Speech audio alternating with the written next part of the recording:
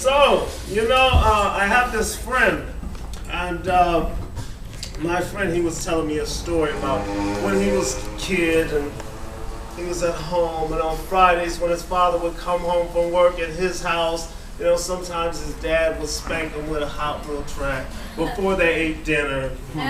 I'm thinking to myself, wait a minute, you had a father with a job, a house, a mom, food, and a Hot Wheel track? I take an ass whooping right now for 2 out of 5 of those things. I mean, you could beat the hell out of me for a couple of those things. You understand what I'm saying? A lot of people complain about childhood. I mean, childhood, that's what childhood is, right? They complain that childhood is bad. Childhood is supposed to be bad. That's the very definition of childhood is bad. You understand what I'm saying? Hell, if it wasn't bad, it wouldn't be childhood. You know what I'm saying? Oh, man. But the thing of it is, there are some people who complain, but didn't that Joe Jackson do a good job with them kids? Come on now. He smacked their ass in the millions. Beat them right to the top. Come on. He did an excellent job. And Oprah's talking about she was abused. She's a billionaire. Abused the hell out of me for $1 billion. For $500 million. You can do unspeakable things to me. Beat me every day. I will take an ass whooping. I had to call up my father and talk to him. I said, man, look, how come you didn't beat me when I was a kid? I could have been somebody. Governor, mayor, who knows who I could have been with a couple of well-placed ass whoopings. You know what I'm saying? I'm telling you, it's very underrated. Ass whoopings are good. They motivate children. Look at them. Roseanne Barr, she was a product of abuse, right? I even heard Monique on TV saying she was abused. How the hell couldn't somebody abuse me? Why did I have to go up and be broke and poor? You understand what I'm saying? And then they complain about bad childhood. What about when you have a bad adulthood? How about that little item? At least in childhood, you have what's called resiliency, bounce back. You have the ability to bounce back. In childhood, if you got bad legs, you get crutches. You got bad eyes, you get glasses. Your teeth messed up, braces. You got low self-esteem, a shrink. Zyprexa, Ritalin or something. You understand what I'm saying? You're a fat kid, you can work it out, baby. But what about when you're old? What about an old-ass adulthood? What about a bad adulthood? How about that little item, huh? Nobody ever thought about that. I can't put this shit in reverse. I can't back this up. What is the resiliency? I break my leg, it's liable to be broke for a very long time. You understand what I'm saying? I break some shit, it might kill me. I suffer from gout, rheumatism, congestive heart failure, diabetes. Yeah, those are just the preliminaries. You know what I'm talking about? Come on. So, you know what I'm saying? All I'm saying is a couple of well-placed ass whoopers might do you some good in life. I don't know, man. I have this daughter. My daughter, she tells me that I'm a bad father.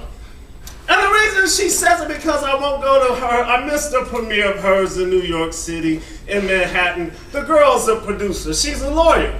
My daughter she's successful in life. She's been acting since she was 6. So her whole life consisted of acting school, college, and law school. I missed one premiere, I'm a bad dad. Don't I get some credit for all the other damn premieres? I've been seeing you do this shit since you were 6. I can recite the shit myself. You understand what I'm saying? Give me a break. I missed one premiere, all of a sudden I'm a bad person. And plus, I don't drive a convertible Mercedes. I don't have any money. She lives in a penthouse in Manhattan. I live down here on Kill 'em and Shoot 'em Up Lane in LA. You understand what I'm saying? Even the criminals are scared to come in my neighborhood. That's how bad. You understand what I'm saying? The girl, she has a weekend in Aspen. I go to Aspen, I'll get an ass whooping. That's what the hell I get. She goes to the Hamptons. I've been to Hampton County Jail. Last time I was in Manhattan, I had to catch the bus. It's insulting being in Manhattan with $84 in a debit card, people. They do not appreciate that. They arrested me once for loitering, once for vacancy, and once for being broke in Manhattan. There's actually a charge called being broke in Manhattan. Charged me $2,000. I went to jail. I called her. I said, how come you didn't come to my trial? How about that little item? Where were you during my arraignment? You're an attorney. Show up at my damn arraignment. You missed my arraignment. You're a bad daughter. How about that little item? You know what I mean? Messing with me, damn it.